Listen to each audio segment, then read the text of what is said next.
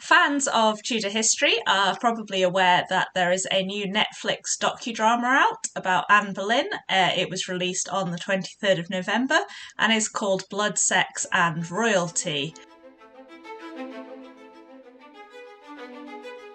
Okay, I'm not quite sure who she's supposed to be talking to here, but it looks like we're going to be framing this with sort of her testimony, beginning sort of at the end of her life when she's in the Tower of London. Party Central. I think I'm getting the feeling of where this is going to be going when it comes to the dialogue in the drama, and I think if you're someone who isn't a fan of the sort of extreme modernisation of language in your historical drama, I think probably this is not going to be the show for you. Oh wow. Okay. Not had much of the blood yet, but we've got the sex and royalty. Laura McKay, who've just had there talking about the sexual licentiousness at the French court. She has written a great book called Among the Walls of Court, which is about George Boleyn and Thomas Boleyn. So if you want to know a bit more about the male members of the family, you should definitely go check that out. Now this bit I think is fair. We're back in the Tower of London. Anne is talking about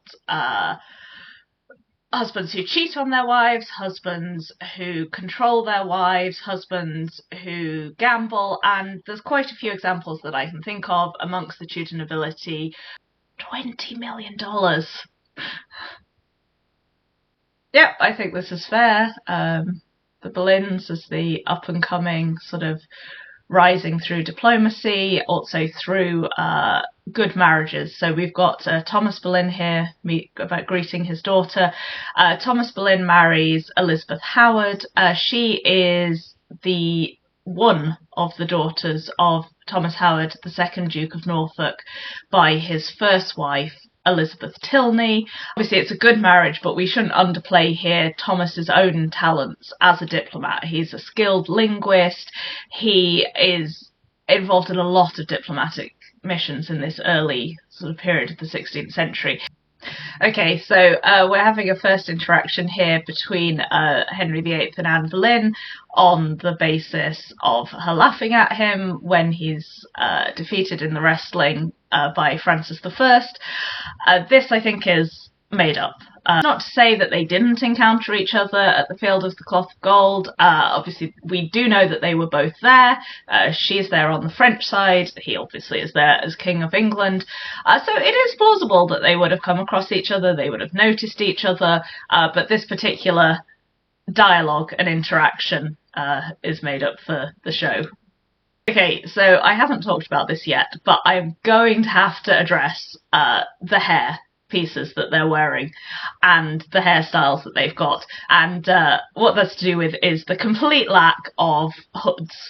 The French hood, you have this sort of semicircular kind of affair at the front, and it's decorated along the edge, often with sort of beading and stuff, and then at the back it's covering generally a black veil of quite heavy material, probably velvet.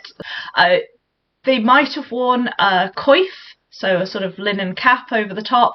In some pictures you can see a sort of linen frill at the front, which is not entirely clear whether that's attached to this front part of the hood or whether that's the coif.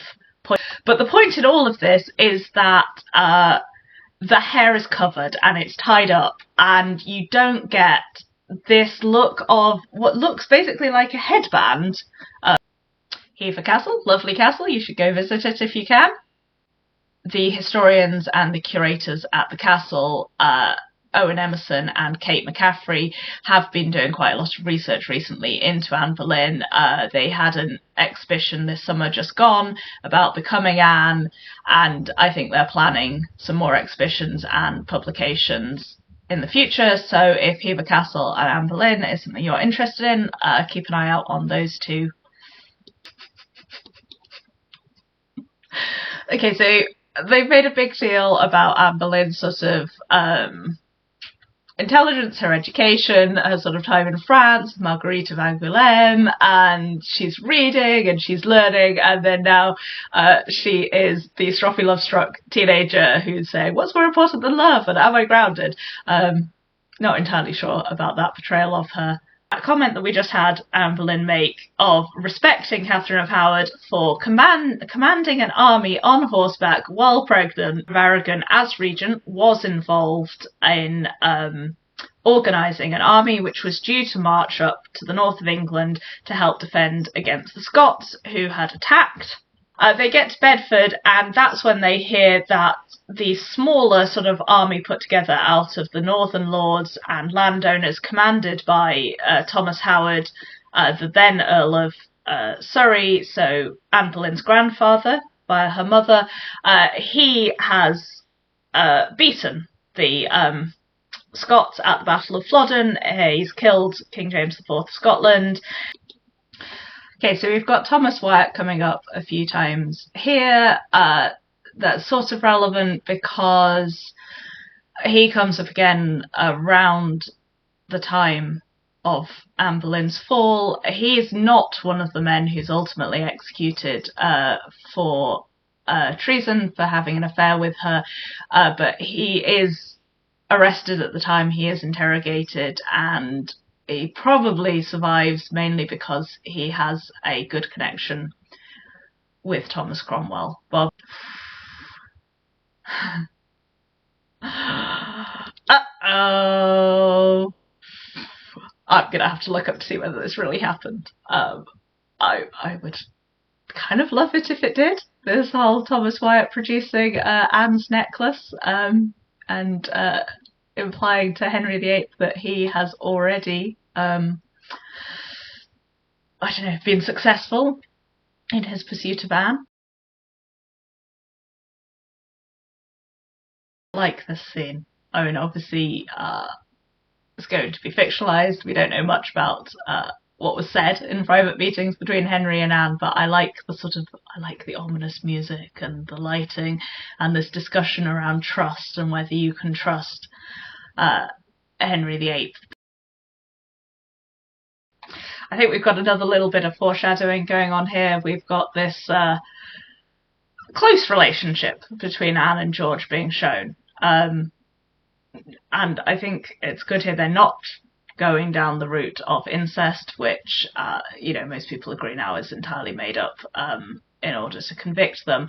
But this close sibling relationship between them allows that sort of charge whilst, people probably didn't believe it was true at the time, I don't think, but it gives it a sort of a degree of plausibility. We've kind of got the idea here of essentially Anne being a pawn for her family. So her male relatives, her father in particular, pushing her forwards, wanting her to be the mistress of the king because of the benefits that it will bring to their family. So that's episode 1 done. We're ending on a bit of a cliffhanger. Is she going to marry Henry VIII? What do I make of this one? I quite like it as a docudrama. I don't always entirely like docudramas. They can be a bit clunky and a bit awkward. I think this one actually works quite well. It's mainly on the drama side with just these occasional interspersed talking heads. I think that works well. I think they've got a good set of historians talking. I'm not a fan of some of the costuming choices. It's definitely modernised.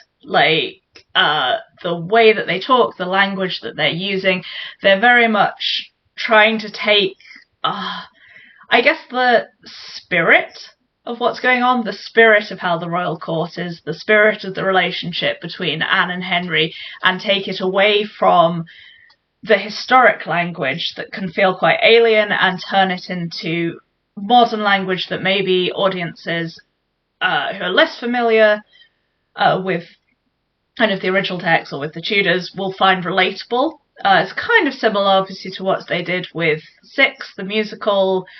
Personally, I think this one goes a little bit too far on the modernisation of the language. I think it's trying a little bit too hard essentially to be a teen movie. My main problem with this series is that it's been made, and that's nothing against the historians who've involved, who I have a lot of work by these historians, and I think that it's good to have a TV series, very sort of docudrama, very much from Anne's point of view, not from more of Henry's point of view.